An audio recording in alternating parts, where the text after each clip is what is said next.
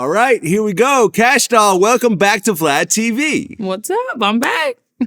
You're back. You're back. It's been 4 years. You were here in 2019. Yeah, I came in 2019 when I was dropping my album, Stacked. Mm-hmm. And now I'm back. It took me 4 years. It's not like I be listening like, dang, 4 years. I was playing. What was I doing? A lot has happened since last time. A lot. And I want to get into all that. But in the process of actually doing my research and everything, I came on some interesting things about you that we didn't cover in our first interview. Okay. And let's start with 2015. That's when you signed your first record deal with BMF Records. Oh, yeah. Yeah. And this turned out to be a nightmare. Yeah, the worst thing I ever done. Okay. And I actually looked into this whole situation. So BMF Records was started by Brian Peanut Brown. It stands for Breaking Major Barriers. Mm-hmm. And tell me about what led up to you actually signing that first record deal, because this is before the major label deal and everything else like that. So how did you actually hook up with them initially? You know what? Because BMF, and you know what? I'm not even going to say it was the worst thing that ever happened. It ended up being bad. But it's like now I'm just so past it that it's like, it happened. I learned from it. I feel like God wanted me to learn the business, and that's what I learned from that situation. So I take back me saying that was the worst thing that ever happened to me. Okay, so what led up to me signing that? I was in a relationship, and he knew the guy. He knew Peanut. They did time in jail, like 13 years together or something, and he was like, my friend has a label, and you heard about BMF around Detroit, and I'm like, okay, cool, whatever. You know, I don't know no better. I just started in 2014. So I'm like, okay, cool. And I'm just thinking that, that he know what he talking about. And we just had a verbal agreement at first. And then he came out with some papers and I signed it. I didn't think nothing of it. I just knew that I just thinking this was what's going to take me to the next level.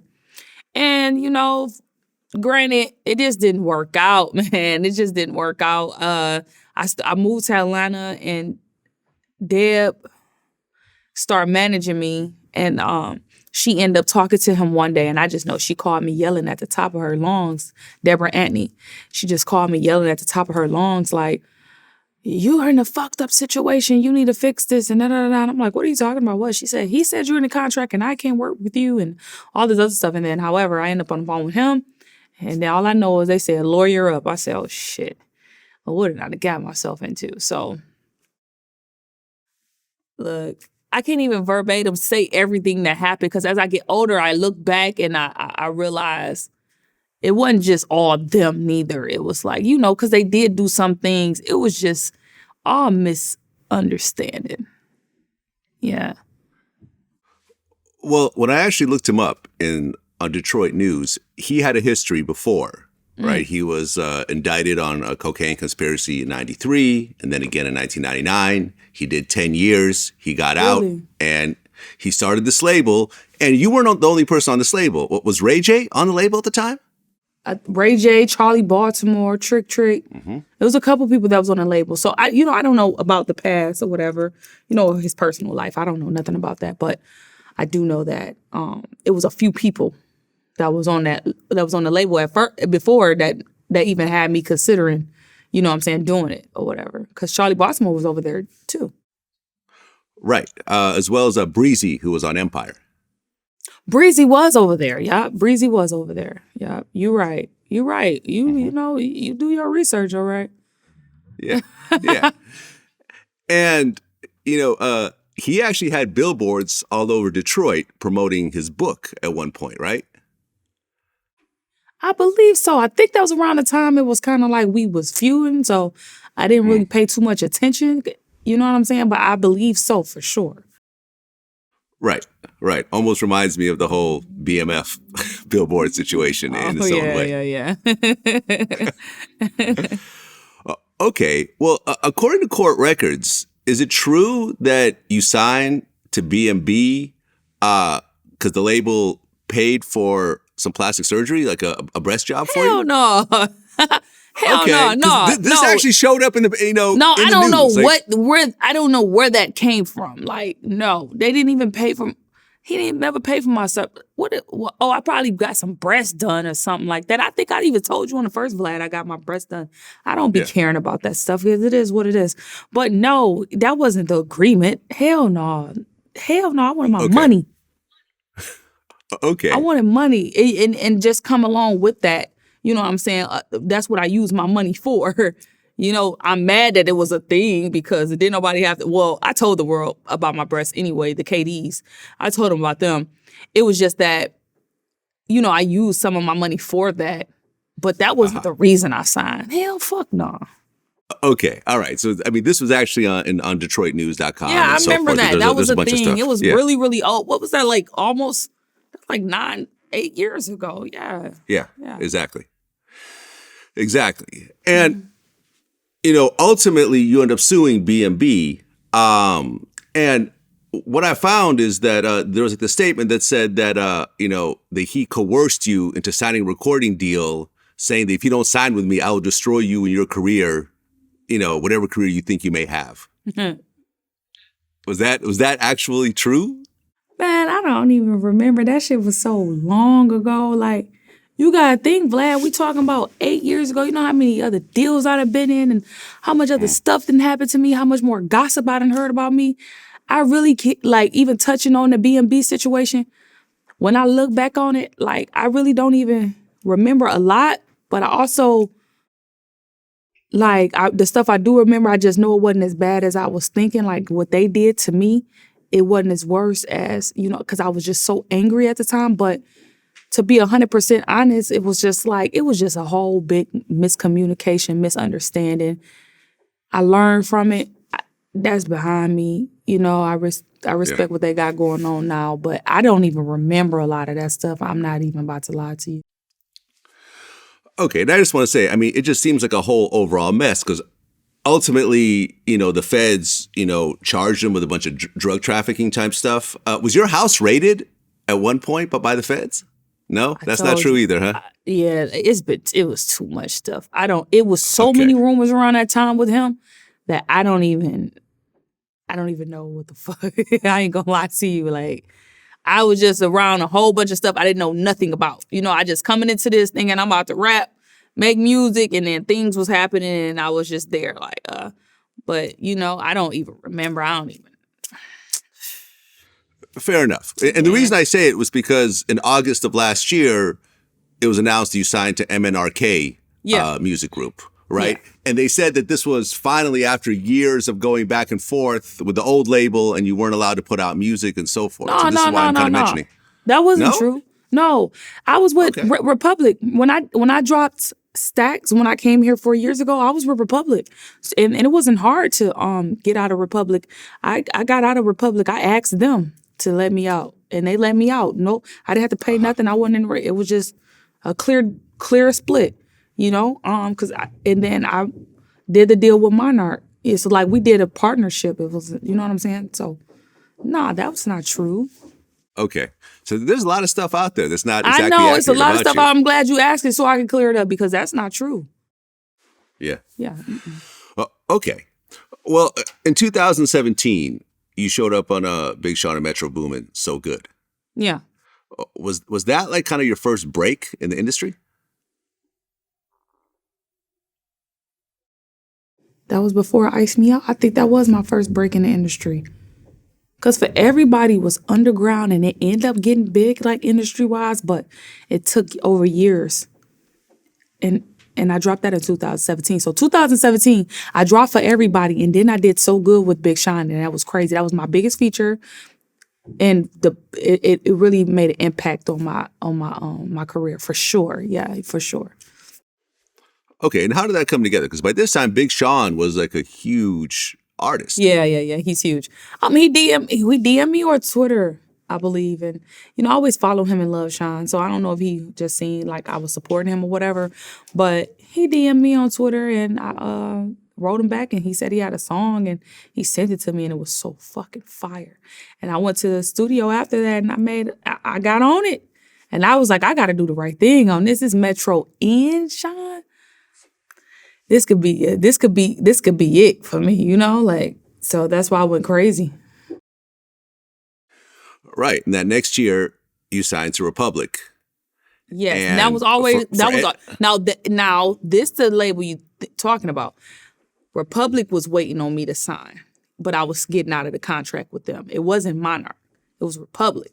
So they were around already that whole time, and then when I did the song with Sean, I was almost getting out of the contract. I could never forget that day I was getting out of that contract. I was so happy, my heart was so overjoyed. But I got out of that contract, and it was like a few days later, like that's when Sean hit me, and it was just like I feel like God was waiting, like till I got free to be able to pour in my blessings, and that's what happened. And I signed with Republic, and Republic helped me get out of that situation with BMB. I mean, how does it feel to be coming out of Detroit, relatively independent, grinding from the very bottom, to suddenly having a record deal with one of the biggest labels in the world? You know what? I thought it was on and popping since then.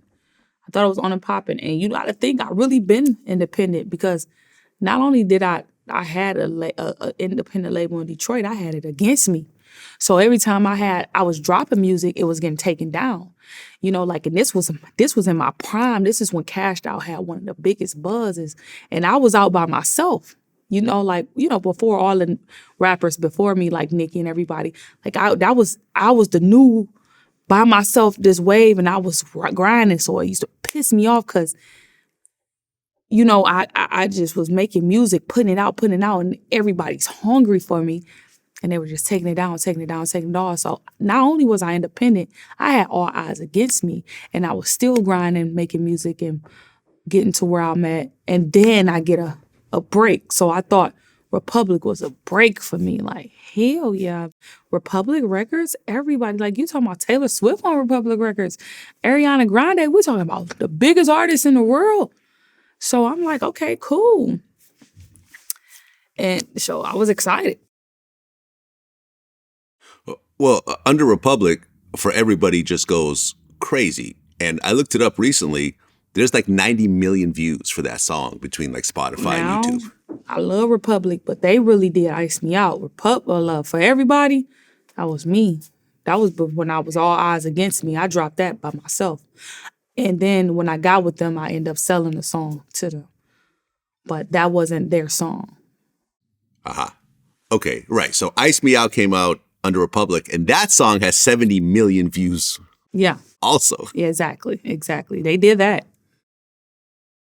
Right. And you just went crazy in 2019. That was the same year that we did the interview. Yeah. And I started just kind of going through the whole catalog. So like I said, Ice Me Out, 70 million views. Ready Set with Big Sean, 30 million views. Doing Too Much, 30 million views. No Lames with Summer Walker, 30 million views.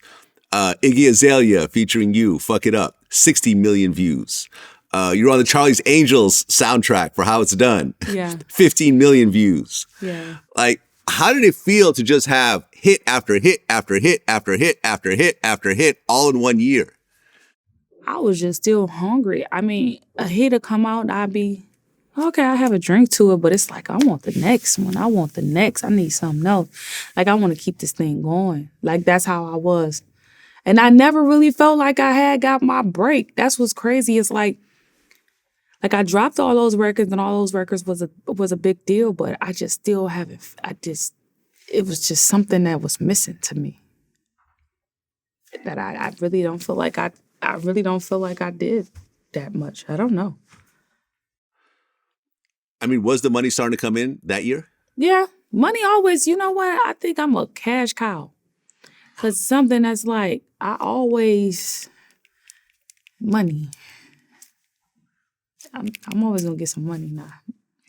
I mean, you're always gonna get some money, but when you talk about records like this, with this many streams, along with the promotion and the touring and everything else like that, you gotta admit that the money jumped up that year. Nah? Did it?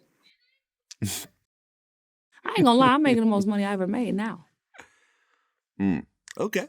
But did it jump? It probably did. I can't remember. Well, you said 2019. Yeah. Yeah, because I make a lot of show money. Like when you sign to those major label deals, you don't get money off the sales and all that. You'll get royalty checks from like BMI and, publishing and stuff like that, but you don't make money off the sales. Like, that's where they collect their money from. You got to know, now I know the business. It's like they advance you money so that they can recoup. And that's where they recoup their money at. And where all the, you know what I'm saying? So Yep. I recoup my money because I wasn't in 360. I owned my publishing. I owned me. I owned my merch and all that. So that's where I made a lot of my money from. Like, Republic gave me a bigger platform and I grew a bigger audience and I made more money from shows and, stuff like that. And they make their money on their end. See what I'm saying? Yep. Yeah. How did the song with Iggy Azalea come together? Because that ended up being one of your big songs as well. She DM'd me on Instagram. No, on Twitter. She DM'd me. And I DM'd her back. I'm like, what's up? That's my girl. Iggy, cool. And she was like, I got this song I want you to get on. And I'm like, bet. And she sent it. And it was hard. And I'm like, I could do that. And I got on it. And she wanted to shoot a video to it. She was really excited. She was cool. I still like her. It ain't like she was one of those fake cool people. I still like her. Because she was all right with me. She all right with me. We had a good time on a video set. It was a smash. Well, and that was that same year we did our first interview.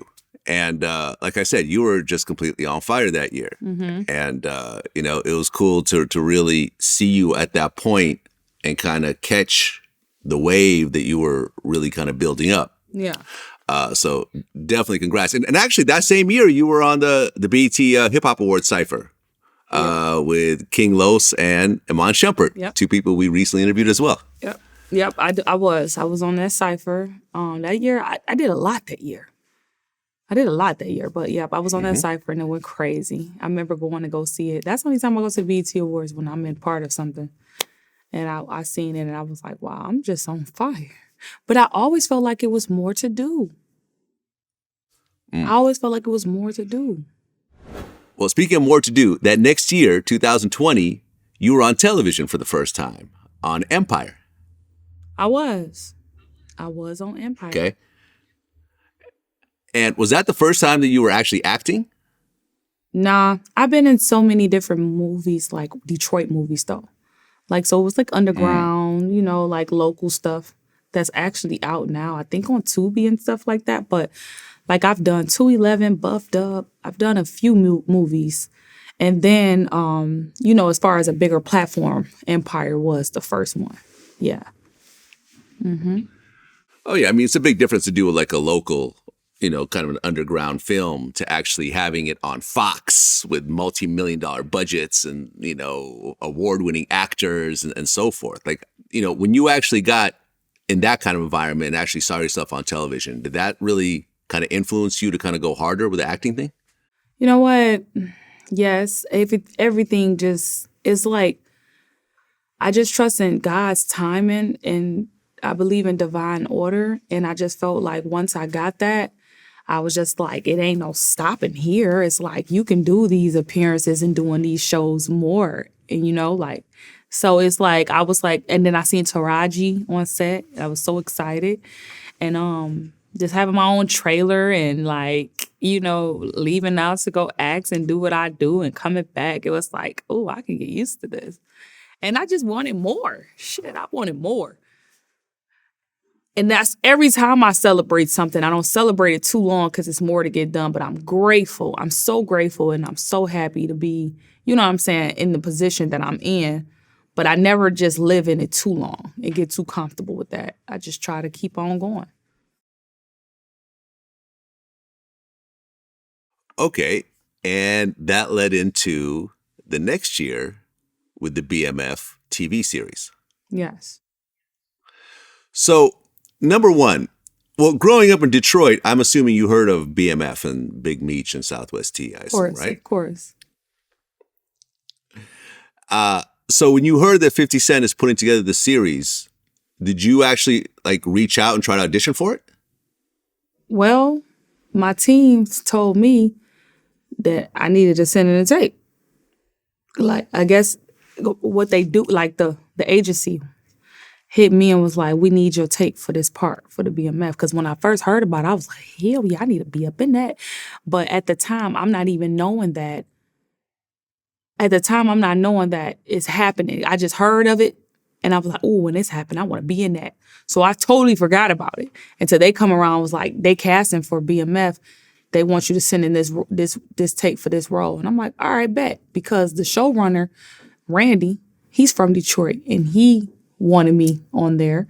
And, you know, Tasha Smith she did the first couple episodes. She produced the first episodes or whatever. So and she directed the first episodes. So they wanted me to do it too. And I sent it in for Kato, and then Kato part didn't work out for me. And they wanted me to do Monique. And then I sent them Monique tape, and it worked out. And I got it. And 50 Cent called me, and I was just ecstatic. Now, originally, weren't you auditioning for the Kato role? The Yeah. girl who ended up getting killed in the first season? Mm-hmm. Okay, so you auditioned for Kato, and then what? They called in and said, hey, I think we want you as Monique instead?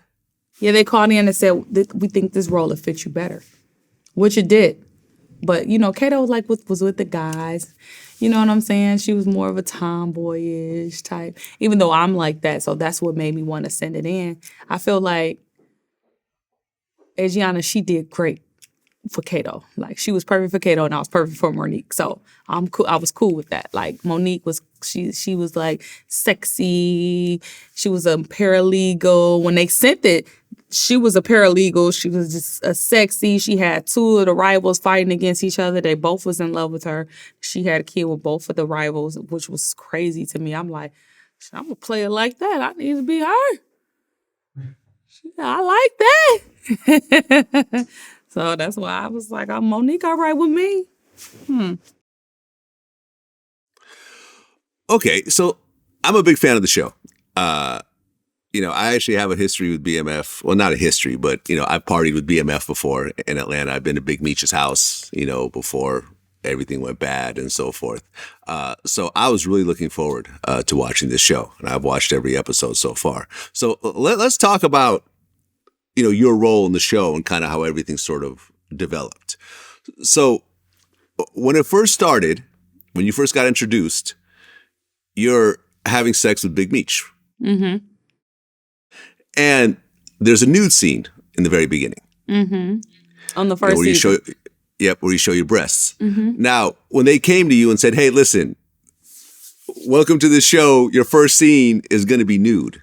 Right. That was the first scene that I would be seen, but that wasn't like how it came to me. It was like, okay, it'd be nudity on the show or whatever. And I'm like, okay, I've seen Power. I've seen all the shows that he produced. I'm like, I'm aware of that. And if I'm going to do it, I'm going to do it right. So it's like, it's acting. It's not like I'm actually doing a flick. You know, I'm like, okay, cool. I'm all right with it or whatever. But that wasn't the first one I actually filmed. Because they don't film by each episode, you know. So I had a chance to actually get my feet wet and be there for like probably like 6-7 times I was on set, if more than that, before I actually had to do the sex scene. So I kind of got warmed up first, but it still was crazy. That was still crazy. However, it wasn't just like the first time I ever went on set, I had a sex scene. No, it wasn't. I thought that though. That was crazy. So the first day I was going, and when I read the script at the you know, with the table read, I seen that that's how Monique was introduced, and I'm like, oh shit. I'm like, damn, my first time going, I got to do this, you know. But I'm like, okay, cool. And when I went, I was prepared for this. I was drinking and everything going to work that day. That wasn't even what I was filming. I'm like, man, shit. Was nervous for no reason and didn't even film it until later. And I was like, okay, cool. So it gave me a chance to at least warm up and get used to everybody, get used to the people behind the cameras and stuff like that before I actually did the scene. Right. Wasn't there a video that you had posted where you were watching the show with your mom and you had to like cover her eyes when the sex scene came up? So we went to go look at I told everybody I love first anyway. Everybody knew when I first got the role that I was going to have a sex scene. You know what I'm saying? I knew that before I even said yes.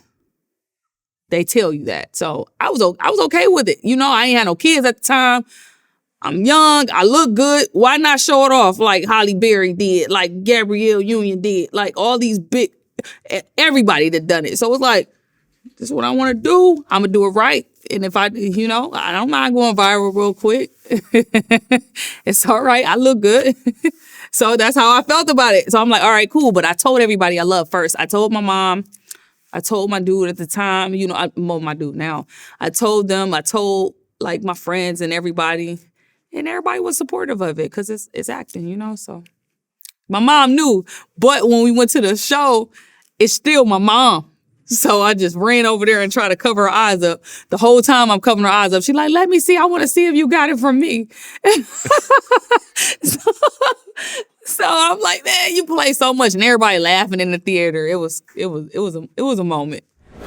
Okay, so the TV show starts off.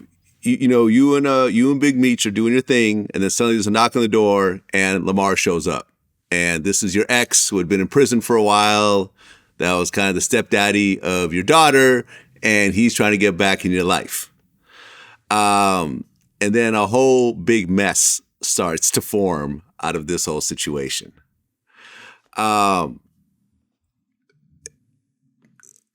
What did you personally think about this kind of interaction? Because you have this, on the show, you have this guy who wants to be the father of your daughter, but he's not actually the biological father. What is your take on this in terms of how you got into the role and how you feel this is developed on the show? I just felt like it was, I'm like, it's acting. I'm like, I'm acting as if I'm her. The only thing like we got in common is I'm from Detroit and she a player. I'm like, nah, it's cool with me. I mean, I feel like it's real life situations. This type of stuff happens all the time. A lot of people ain't that vocal about it, but a lot of people is, and it's all over the internet. But I ain't really feel no type of way. I just felt like that was her story, and I'm not gonna judge her. It just is what it is. I'm here to play your part for you, girl. Do you? Well, the thing about the BMF story is that it really is based on real people. It's real people, and like I'm cool with the lady daughter that I play, and in reality, the lady, she's not here no more. Oh, yeah. So I play her. I'm cool with her daughter. I talk to her family, and everybody's okay with the story. Nobody really had any issues. I just played the part. But, a lot of stuff, a lot of it is real. And then, they make it good for TV. They do their little tweaks or whatever like that. But it makes it a little more entertaining for sure. Well, yeah. But like I said, they do their tweaks and things are a little different. But the characters, like, I've interviewed a lot of the characters. Like, okay. I interviewed Wood Harris's character in real life. Right. And that's why you didn't interview my girl, because she passed back then. She passed away. Off exactly. Heroin. And okay, so at the end of the first season, Lamar gets killed, or so we think, by Big Meech. And I remember in between the first and second season, I actually located the real Lamar, who is Layden Beast Simon. Yeah. Who is still alive. Right. Now, I don't know whether this is true or not, but I feel like that interview was the reason why he got brought back in season 2. Like, after I put that interview out. No, they already knew they was bringing him back. Oh, they already knew it? Yeah, okay. They already knew they was bringing him back. It was just making, it was just like, it was a good way to end it, of course. To think that he's actually dead. The problem of the show, to actually think he's dead, that was a good way to end that. And then for him to come back, not even the first episode, but like second, third episode, is like, yeah. Mm-hmm. And then that's when I come back. Right. Mm-hmm. So in season 2, you find out that Lamar actually survives, but he has a shit bag. Yeah. And he shows up to your house. Yes, of course he did. And shows you the shit bag. Of course he did. So I'm thinking that, we're still kind of halfway through the season. I mean, you probably can't say nothing because I'm sure you signed lots of forms, but does Monique and Lamar end up having sex with a shit bag at some point? he can't even get hard. Okay. Oh, yeah, with the big girl. Okay, I remember that scene. Yeah. So how we had sex? Okay. All right. Well, fair enough. Because the shit bag seems to be a theme that goes throughout this series. Remember he ended up killing that one guy and ended up opening the shit bag on him, and it was just like, oh yeah, disgusting. yeah. That's trifling. That's trifling. Yeah. Lamar. It's trifling. Kofi. You're nasty. Yeah. But you know what's interesting? Because at one point you see on the TV show that Lamar ends up shooting Big Meech, and that actually happened in real life. And in my interview, we talked about that in depth. Yeah. And according to Layden, the reason why that happened was because his brother got killed, and he blamed Big Meech over the death of his brother. So the way he describes it, and we'll play the clip and so forth, was that Big Meech and them were hanging out at a Coney Island by his house, and he just lost it. He was like, "Oh, how dare these guys come and hang out?" There's some stuff I don't, as a woman, I kind of just, I don't want to get caught up in saying nothing crazy about. I love Big Meech, I'm from the D. I love Terry. I love Lil Meech. They're all my family. So I don't want to make sure I say nothing wrong. And then Lamar look a little crazy. So I'm going to just keep it cute. Yep. Well, he said he shot Big Meech 18 times. Oh, my God. I didn't even know Big Meech got shot. Yeah. He ran past me when the shooting started, and I grabbed him. And I had him for a shield. And the guy wouldn't shoot me. But when my brother was coming around the corner, they was after my brother, and that's when they shot him. Okay, now, like I said, after my nephew got killed, he sent somebody by the house like, "Yeah, man, Meech talking about he ain't had nothing to do with your nephew getting killed either." You know what I'm saying? Like that. I'm like, I done told this bitch to leave me the fuck alone. You know what I'm saying? Stop even speaking to me and shit, man. You know what I'm saying? So, I'm coming home one night. He at the Coney Island. Knowing I stayed right down the street. My man dropped me off. I'm going to show you the Coney Island and show you how far I stayed down the street from one night. They partying like a motherfucker. It's like maybe 30 of them up at Coney Island partying. So, fuck this. So, like I said, I was told I went home and got some type of shit, you know what I'm saying, and came back and he was still up there. I just, when I was trying, I just went to work. But damn, my man, you know what I'm saying? Like, when I was told the guy got in the, he had a Jeep that your boy, that was the second guy that you interviewed, it was his Jeep, and he sold it to Meech, and Meech was in the Jeep, and so, like I said, I don't even remember, but I got in the Jeep with him, and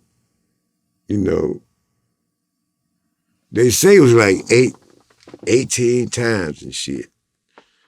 I'm like, this motherfucker's so far underneath the damn dashboard, I couldn't really get to him and shit, but, some people say the guy hit him in his neck and then in his stomach and shit, so. Yeah, now he's got shot multiple times, but that was one of the times. And he also said that out of all the people he had beef with, he actually respected Big Meech the most because Meech never went to the police and said nothing. He just took that, kept it street, and kept it moving. I did hear Lil Meech say like his dad always spoke highly of him. So, I guess over time, you just have to end up just saying, you know what, man, whatever.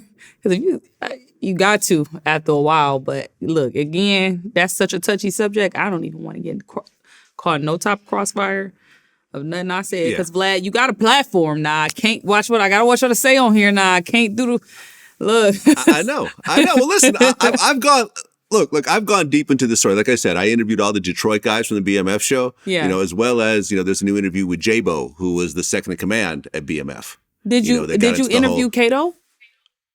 Who? The girl that plays Kato. No, I did not. She's still alive? Yeah, Kato's still alive. Okay. Yep, I've seen that she was around. Okay. If you have a contact on her, I'd love to speak to her. Mm-hmm. No doubt. Okay.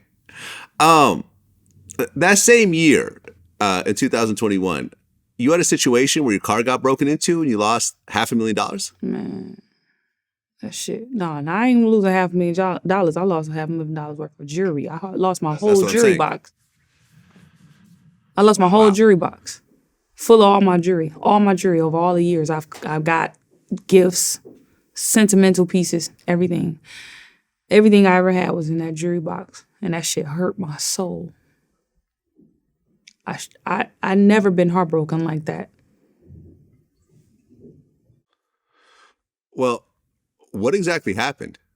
So what happened was I flew in the same day, and that's always my mistake. I did that yesterday. Flew in and went and did stuff that I needed to do. I need to fly in, take a breather, a sleeper, and then get to business. But however, I flew in, I went straight to the studio, and I had to shoot content for like 9 different songs I had to do. And I was shooting video in the studio, switching up, had my jewelry there with me, all my clothes, all my purses, everything there with me because I was just actually doing a lot of content. Left there, and I put all my stuff in the trunk.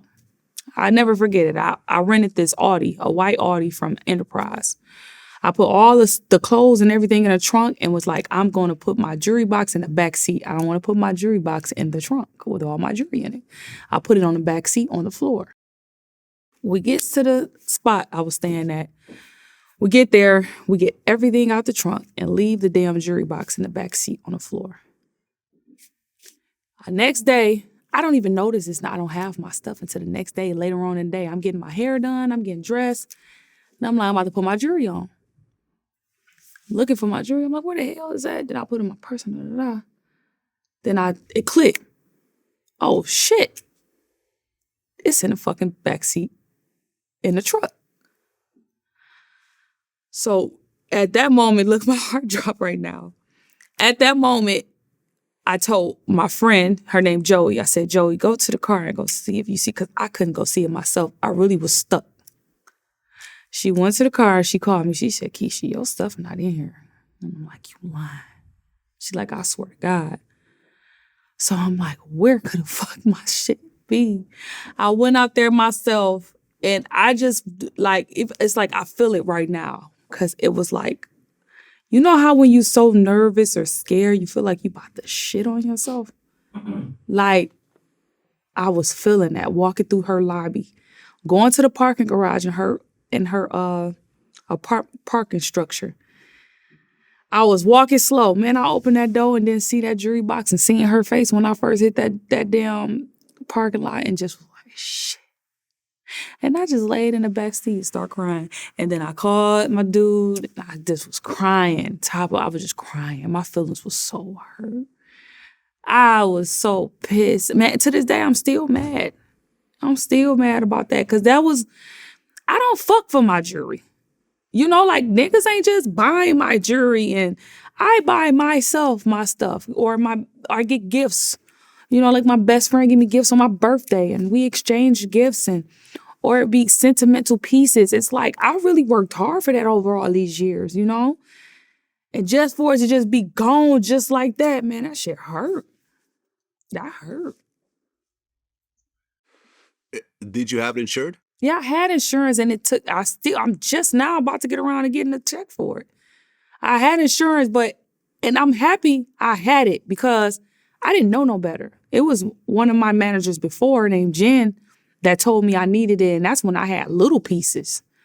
Like, you need jewelry while you running around like this. And I'm like, oh, whatever. But I'm glad because it ended up happening, but I couldn't get insured. All of it didn't get insured, was insured because I didn't put all of those pieces wasn't scheduled on my policy. So like all the big stuff I just bought wasn't even on my policy.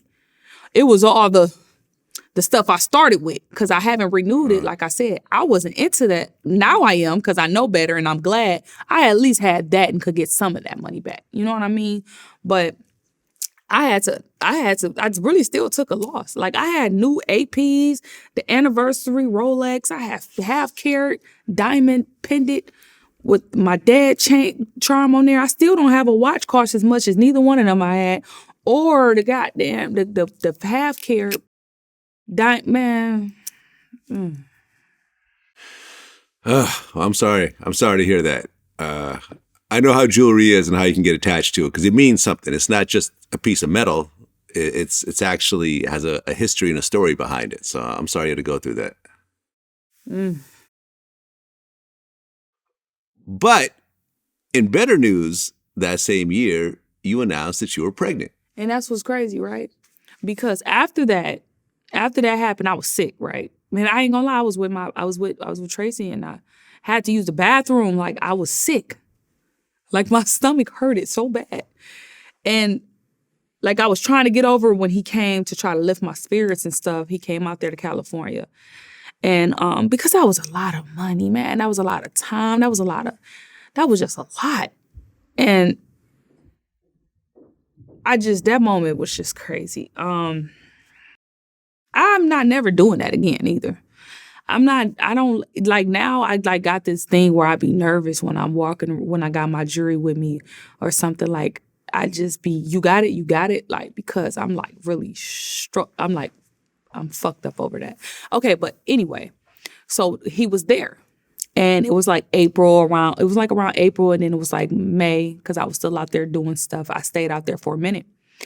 And I was drinking, and every time I drink, it was like when I have to burp, I feel like I have to throw up. And I'm like, what's wrong with me? Like, what the hell? And I had just told him right after that, I said, I need something new to motivate me, right? I was just in a fucked up space. I just lost all this jewelry. So I'm like, I need something to motivate me. Like, I need something new. I'm tired of this. Like, I've been doing this for a long time, or I'd get out of it. It's just this, the jury, I'm like, all this stuff. I just need something new to motivate me. And I was just telling him that. And 2 days later on Mother's Day, I took a pregnancy test because every time I burp, I was about to throw up. And I went to take a pregnancy test, and I was pregnant. And that lifted my spirits. Like, that was like, okay, that was God. Because God know I was fucked up about this jury. So I was excited. And I'm like, okay, oh my God, I'm about to have a baby. And I was happy. That kind of that's what lifted my spirits from after taking that big loss like that. And this was actually going to be your first child. Yes. Now, you and Tracy T, I guess he slid in your DMs at one point? He always was in my damn DMs. He wanted me. Okay. And didn't he want a feature from you before you guys started dating? That's what he said. Okay. Mm-hmm. How did it go from I want a feature to, becoming romantic and becoming serious? You know what?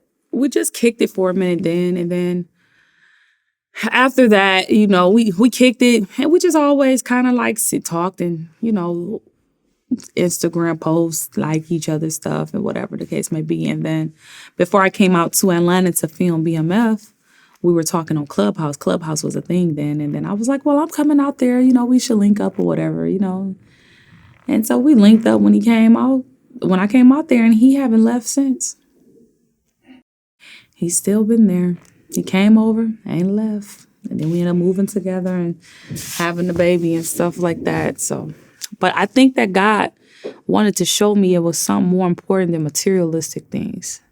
Because it was crazy how I lost that jury, and then I found out I was pregnant. And my whole energy shifted to here. And now I love a human.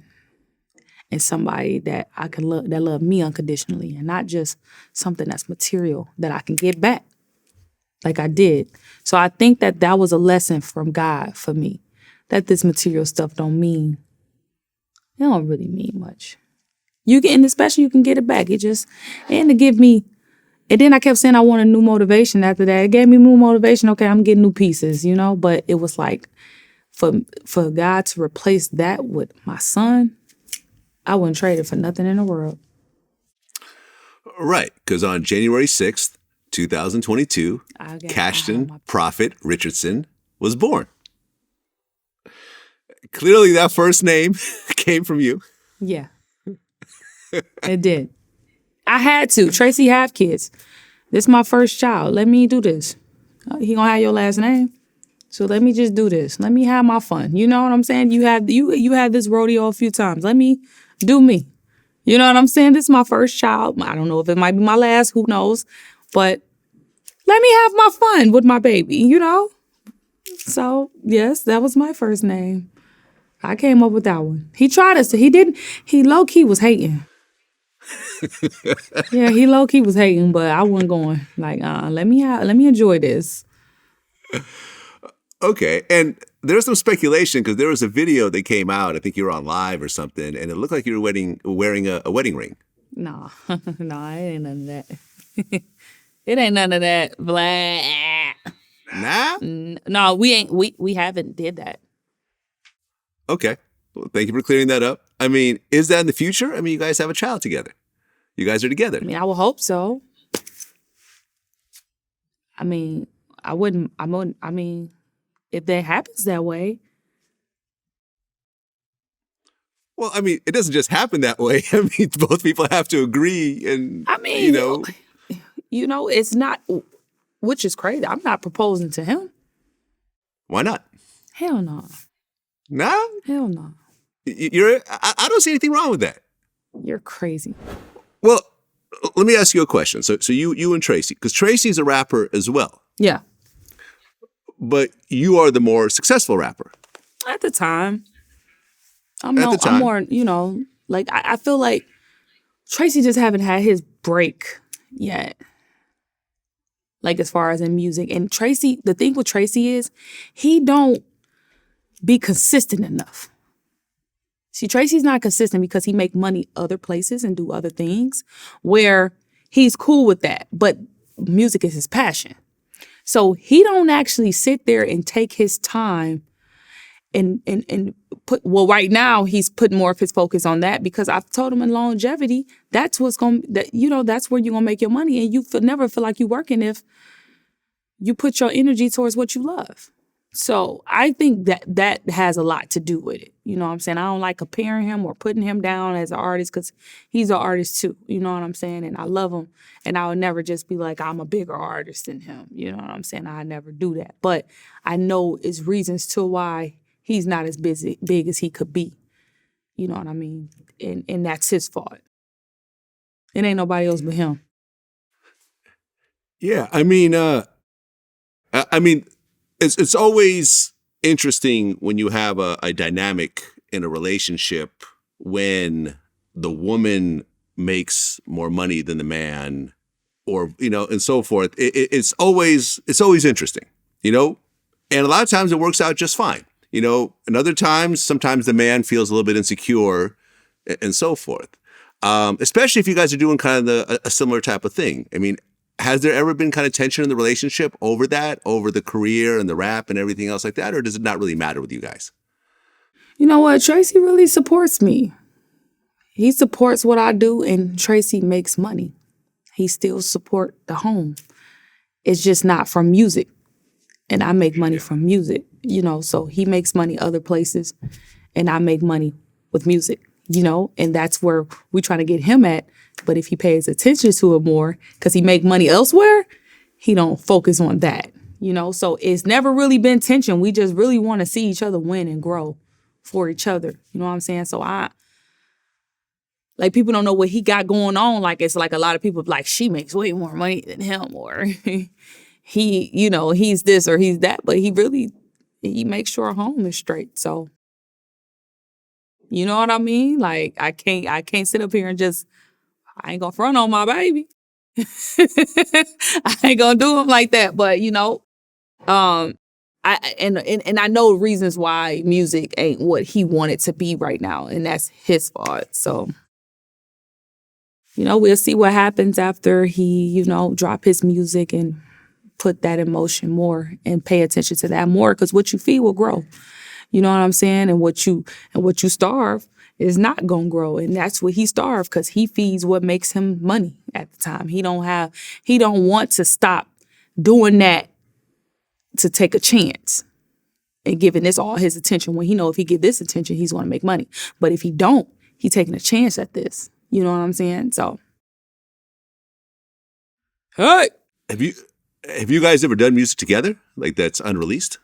You know what? We got songs that's gonna come out that we've done together. I was waiting to put them on my album because back on Dexter was like a Detroit tape, and it's the first project I dropped since me and him been together. And I wanted to do a lot of Detroit artists because that's a Detroit tape. You know what I'm saying? So he'll most likely be on my album. Okay. Well, speaking of rap, at one point in 2022, they came out with a top 50 female rapper list. Who did? Hold on a second. Just like some internet stuff? Yeah. Okay. Yeah. It was just it was on Twitter. It was going viral. And you responded. You said it hilarious. It was funny. JT from the City Girls responded. We're the City Girls. They could have at least put us at number 50. They put, it's like Nicki Minaj was 1, Lil' Kim was 2, Missy Elliott 3, Queen Latifah. This is more of I would say a bit of an old school list. Oh, okay. You know what I mean? Mm-hmm. Oh, was it just females or just rappers, period? It was all females. Oh, okay. It was all females. But yeah, I mean, the thing with these lists is that no one's ever happy with anyone's list. Yeah, you're never going to be excited about it. I just thought it was hilarious. Was I on the list or was it? Or I was like, I don't think so. No, I don't think you were on the list. Oh, okay. But like I said, it really was a lot of older female artists, like MC Lyte was on there. Through the whole thing? The whole thing, yeah. Well, let me see. No, I don't think so, because I wouldn't have responded that, because I got respect for them. Well, hold on. I'll actually tell you who's on the list. Nicki Minaj, Lil' Kim, Missy Elliott, and this is in order. Queen Latifah, Lauryn Hill, Left Eye, The Brat, Eve, Foxy Brown, Cardi B. That's a newer artist. Trina, Rage, Gangsta Boo, Roxanne Shante, Megan was number 15. Mia X, Rhapsody, Yo-Yo, MC Lyte, No Name, Doja Cat, Cuban Doll, La Chat, Mulatto, Katie Got Bands. There's a lot of newer artists on there. Yeah, that's why it was funny to me. Yeah, there you go. It was funny. Yep. There you have it. Now, that same year, someone had mentioned that you were on a sex toy advertisement. Said you would, hold on a second. I'll tell you exactly what I mean. Someone had mentioned if you put another sex toy ad on my feed, I'm going to mute you. And you said, mute me, sis. They paid me $15,000. Oh, Brody. Yeah, that was a promo. Somebody paid me to promote their stuff. Yeah, nothing more, nothing less. There you have it. There you have it.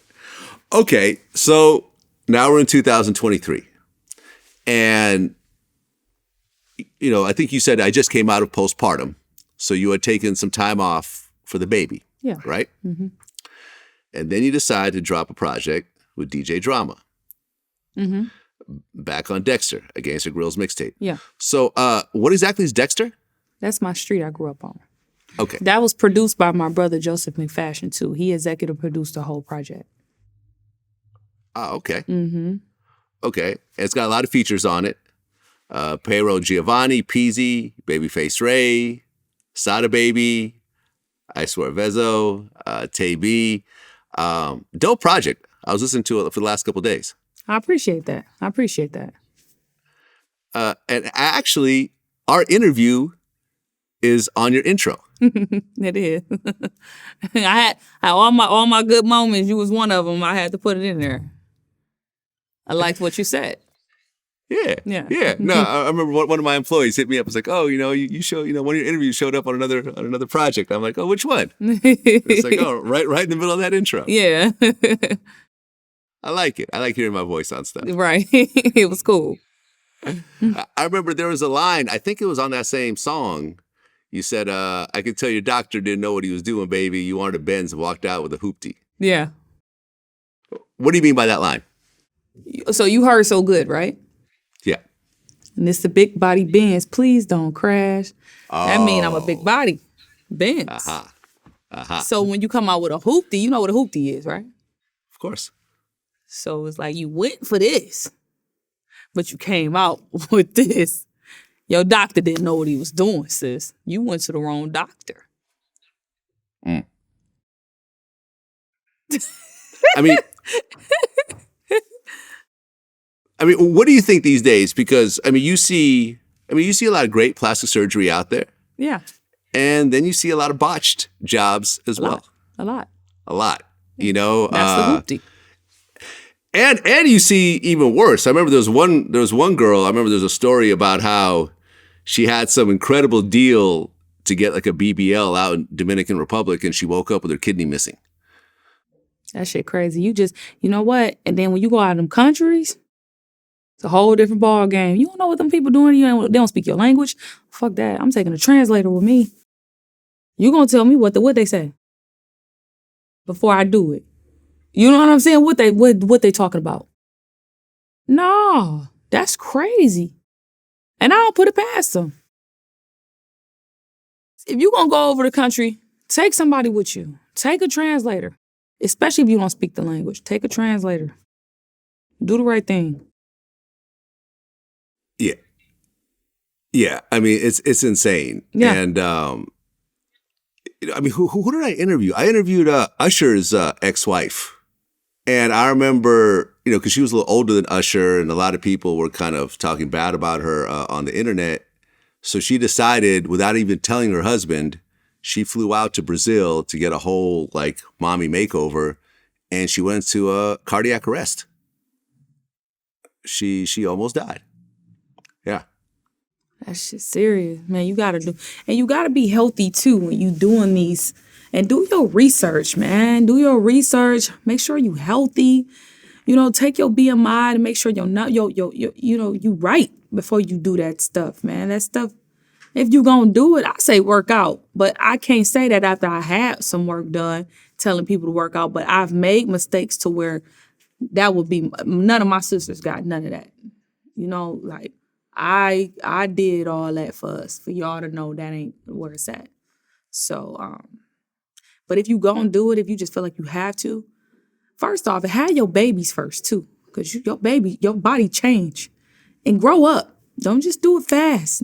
Get some time to grow up.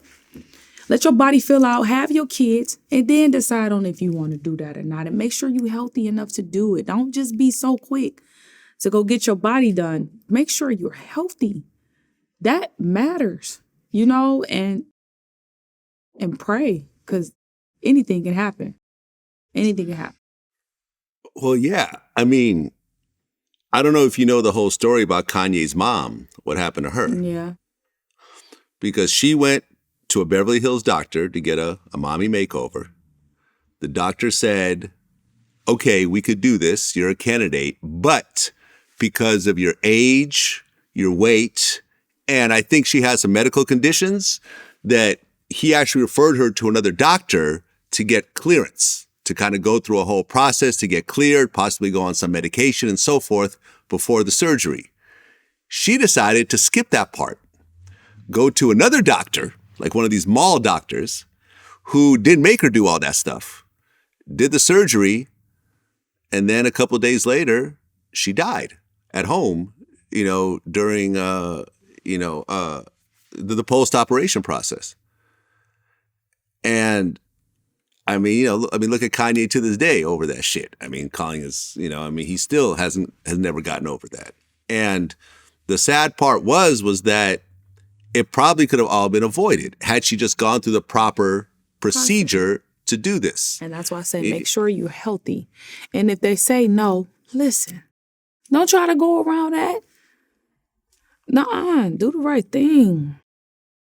That's all I got to say when it comes to that surgery, if you're going to do it. Because I can't be a candidate after I done had it telling people don't do surgery, work out. I can't do that. So I'm not even going to try. But if you're going to do it right. Do it right. Give yourself time to grow. Have your kids and give your body time to form into where it's going to be first. Because you probably don't even need it. You know what I'm saying? It comes to you to have a couple kids, your legs spread, you get that weight on you, your butt get crazy. It get crazy after them kids. You actually get fine after them kids. And grow up. And then if not, you're not happy, if that's what makes you happy, at your own risk, do it, but do it right, man. I mean, look, at the end of the day, we only have one body.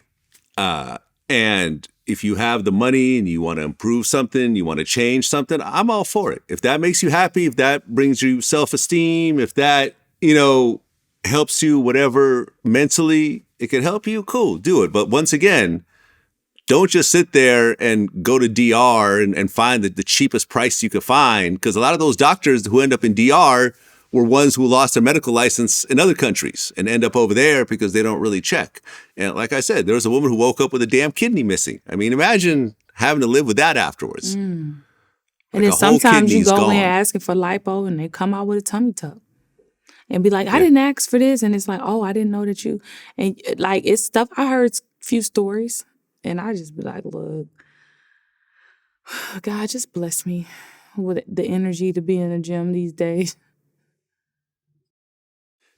You know, earlier this year, there was the whole Megan and Tory situation that happened. And Tory was, at the end of the day, found guilty. The one thing that really bothered me during the whole course of this trial was, okay, number one, a year and a half ago, you know, I know people, we dug into the case. To me, it was very clear what had happened. You know, I mean, and I even said that I wouldn't be, based on what I know, I wouldn't be surprised if Tory ended up going to prison for this. But everyone seemed to have turned against Megan. Like every poll that I did on my Twitter, everyone said that Megan shot herself or Tory's gonna walk free and so forth. And ultimately, that didn't happen. As a Black woman, seeing so many people turn against Megan when she was ultimately the victim. And as more stuff comes out, it's more and more clear that she was the victim in this. How did you feel about this? You know what? I just know how drunk nights could be. Right? And they obviously was having a drink and enjoying themselves or whatever the case may be.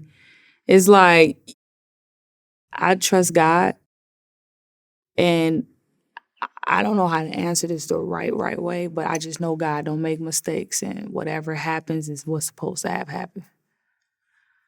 And that's all I'm gonna say. You know, Megan, my girl, you know what I mean? I know Tory, and it's crazy because as a woman, and being in relationships or, you know, having those type of relations with somebody, I know how things could get, right?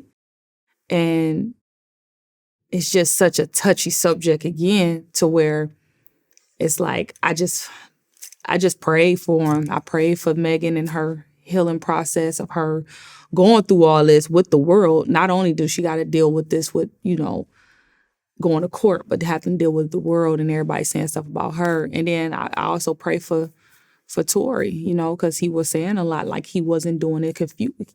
Everybody could be confused. So I can't even get mad at everybody that was against Megan, but I can't have a back on it. That's why I just never mention it because, you know, they're both human.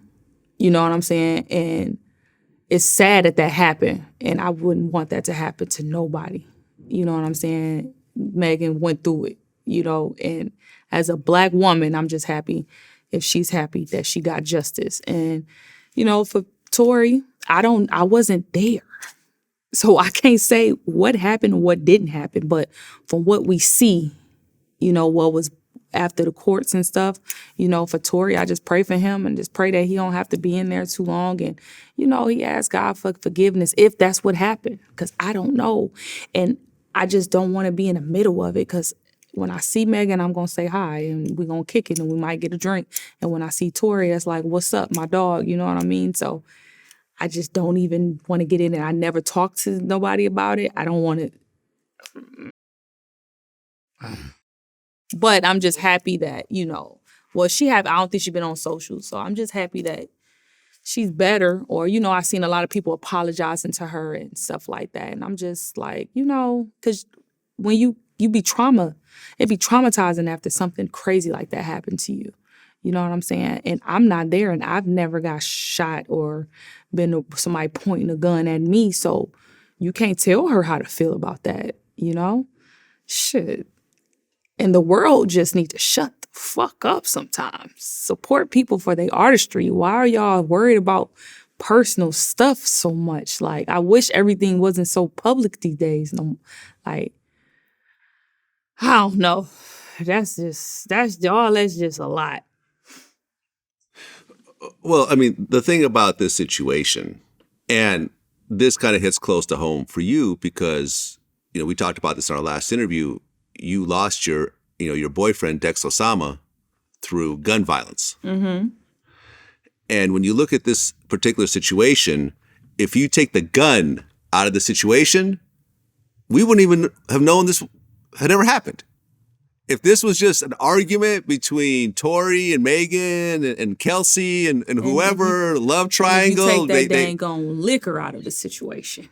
Well, even with the liquor, if you take the gun out of it and whatever, they get into a fist fight, they pull some hair or whatever, yeah, maybe it might make a little bit of news, maybe, but like 99% of the time, it just would have been just an argument between some people and then whatever, life goes on. But the fact that you bring a gun into the situation and the gun gets fired and somebody gets hit, now you're talking about people are facing 23 years and people are getting dragged in the media and people are taking sides and so forth. And I mean, as someone who's gone through losing someone close to you with guns, and when you look at what's happening in America with guns, you know, I mean, damn near every week there's a school shooting or a mall shooting or whatever else.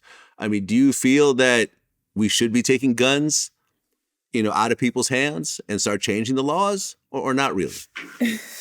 That's a crazy, because, you know, you got to think also it's people out here that has to defend themselves.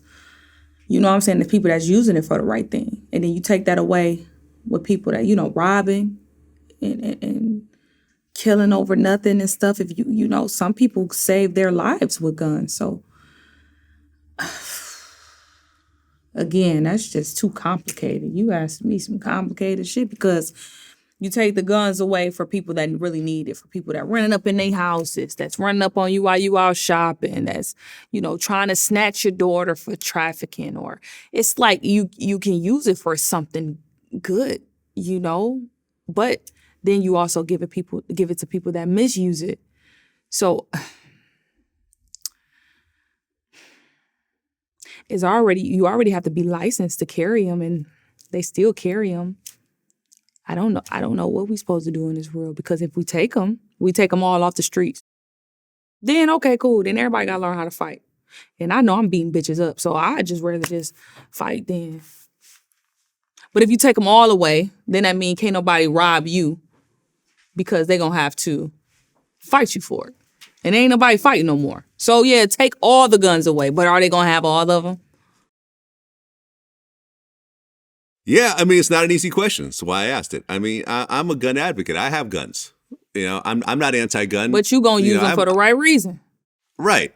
I'm not just sitting here waving guns around and firing them off in the air or pulling them out during arguments. But if somebody was else. to run up in your house, you running them out. You see what I'm saying? I'm going to But if you don't have the gun. That's my plan, right? Right. But if you don't have the gun, then what you doing? Right. But... Yeah. You know, but this comes down to, you know, like, for example, Tory was not licensed to have a gun. You know, and that's sort of the, you know, when you look at, and he also had security with him who could have carried a gun for him if he needed to. The fact that he himself, and also Tory has a history of, you know, pulling guns out on people. There's a rapper named Dax who said that Tory pulled out a gun on him and stuff like that. And my thing is that when you get into a habit of just carrying a gun everywhere, especially as a man, it's hard to step away from situations that you would have stepped away from if you didn't have a gun. You know what I mean? Mm-hmm. Like, there's not a lot of men out there, and probably me included, that, like, let's just say you're out with your girl and someone walks up and slaps you in the face. Most men would probably pull out a gun if they had it. Right? But if you didn't have a gun, then you might end up fist fighting the guy or maybe even walking away, and ultimately ends up having a better overall, you know, in the long term ends up being a better situation. Because if you pull out a gun and shoot the guy, well, then depending on what state you're in, you could end up going to prison for a long time. They could say, you know, if it's not a stand your ground state like California or New York, they could say, well, this person wasn't putting your life in danger. You didn't have to kill him. Now you're doing 20 years. You know, and this is kind of the sad part about it. And look, I don't personally know Tory or Megan. I've never met either one of them. You know, I don't like this happening in my industry. Yeah, it's just sad. It's just sad. It's sad. I'm just glad Megan is in a better space, because I feel like she was really depressed over that. I'm sure. I'm sure with literally the public, it almost turned into a battle of the sexes. Honestly, like all the women were Team Megan and all the men were Team Tory, and no one was really looking at the facts of it all. But I remember Tony Yayo, I feel like in my interview with him brought the most clarity.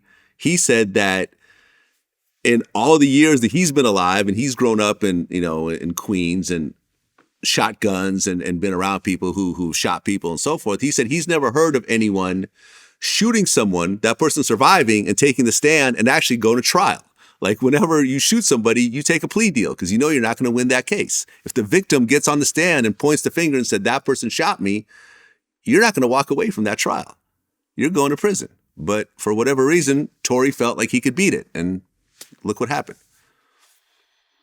That's just a sign of arrogancy.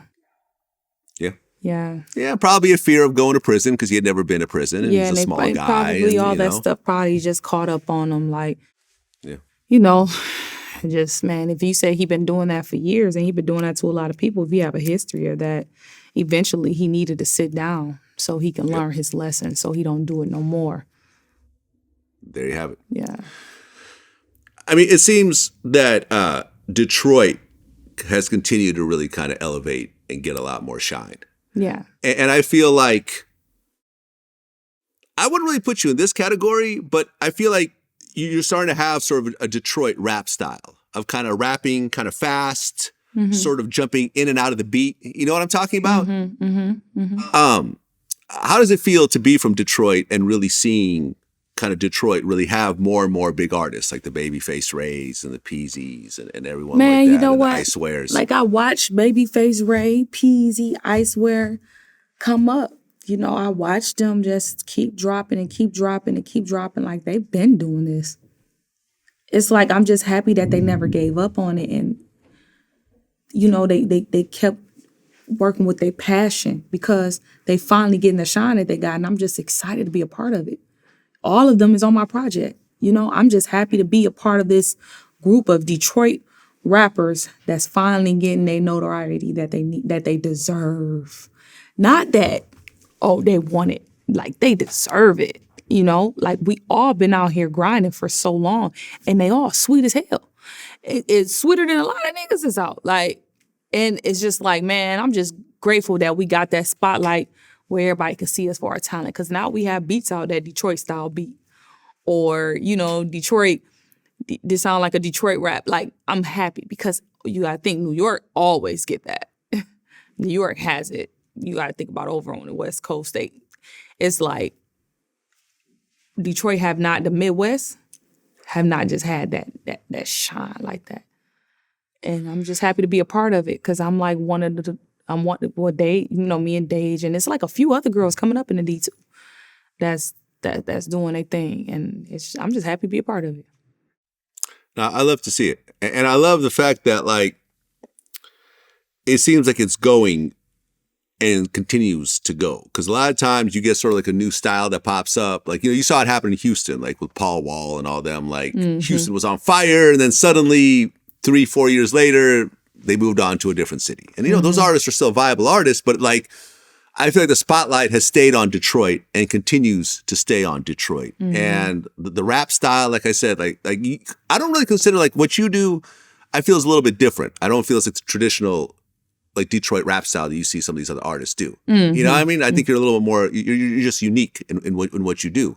Thank you. But I'm starting to see, like I said, like a Detroit style rap start to really make its foothold in hip hop, and it has continued to really grow. And I've interviewed a lot of these artists. You know what I mean? We've interviewed Peasy, Icewear, a lot of these guys. And, I personally love to see it. And, Detroit has a long history of hip hop. Of course, with Eminem, making a big shadow on this whole thing. But, like, no one's rapping like Eminem these days in Detroit. You know what I mean? Like, y'all doing your own shit. Nobody rapped like Eminem, period. Period. And M is just M. He just M, man. Like, that's a legend. That man is an icon. He did something and nobody did yet in Detroit. Like, he did it. All praise. M did his big one. Yeah. He did. And I don't feel like nobody sounds like him, like M, but he's genuinely from that way. And he's just him. And everybody is like, I don't feel like none of them three you just named. You said, who you named? Babyface, Icewear, and Peasy? None of them sound like. Peasy, yeah. None of them sound like to me. At all. So yeah. none of them. They all got their own different flow, all different wave. They all got their own different image. Like they all different. I feel like, and like you said with me, like I'm unique even from the girls that's coming up. Like me and Dage, we're two different girls. Oh yeah. We're two different girls. You know what I'm saying? Yeah. But we all from the same way. So I just think that, you know, we all just have our own sound. But M, that's a different monster right there. Yeah, and I just want to say, because a lot of people seem to forget this, I really feel like Dej Loaf set a lot of the blueprint, like in terms of the harmonic rap style. I feel like she really set that blueprint. I was telling her that in her DM, like, you need to come back. You let everybody take your shit and run. Get back in the game, coach. Get back in the game. Like I told her that. Yeah, Dej set a tone because there wasn't none of that out until Dej came out. Like I feel like even in the history of music, itself, like that melodic rap, you know, vibey thing she had going. I've never heard a song like that before her, ever. Yeah. So I'm not even gonna just say Detroit or this era. I've just never heard that before. You know, there was a debate recently, who made a bigger impact in hip hop, Eminem or Jay-Z? Who would you say? That's hard. You know why? Because them two different people. We got Jigga. Right. Right. We got Jigga over here that he turned it up. Like, he came from the streets to rap. Mary and Beyonce owning liquor, making $1 billion plays, and like, that's different, right? Then you got M, come from the D. He's not black. And his impact was like, still to this day, he's still like super huge. You know what I'm saying? And he's done all his stuff that he has done. So I can't, because he's made it. What you mean by impact? Like who hit the waves? Because M, man, that's hard. I'm not even about to do that because you got to think when M came out, he ran this shit. Eminem, think about you talking about impact like what? Like what you trying to say? Like, cause what? Eminem, when he came out, that was a thing. All you know is Slim Shady. And then, but Jay-Z, he was from the streets. I could never not respect that. A man come from the streets to being a billionaire, just selling, like, man, he did it. They both did their thing. I ain't picking. I'm not picking. You ain't put me in that. There we go. Well, I know you have to leave soon. My last question, what do you got coming up next? I know you just dropped the project with Drama, but what's coming up next for Kash Doll? Album coming up. I have more films I'm dropping, more. It's a lot coming. Just stay tuned. I don't like really talking about it because I don't need nobody praying against me. You know? So I just like keeping it until it's about to get ready to happen and then I'll announce it. So, you know, it's a lot coming. So stay tuned. Stay tuned. That's what it is. And you know, in honor of interviewing a Detroit artist, I had to put these on real quick. Oh, what you got? You got your Cardis on? And you got the straight backs, you got the bus, okay? All right, I see you. You know, had to put my buffs on, you know? Yeah, you put your buffs on. Had to try to match your swag a little bit. Yeah, you know? I got mine on. I only got mine on because my makeup ain't done. But yeah. There we go. You can't come from Detroit and not have a pair of buffs. You can't. This our thing. We started this. We started these. You guys started it. Absolutely. Yeah. And putting the diamonds in the middle and everything and all else that like extra stuff, yeah. All that extra stuff. Mm-hmm. That's what it is. Detroit, we extra. Yep. Kash Doll, always a pleasure. Congrats on the baby. Congrats on the career. I appreciate congrats that. on getting through the drama and everything else like that. I wish you only the best. Thank you. Nice talking to you, Vlad. Peace.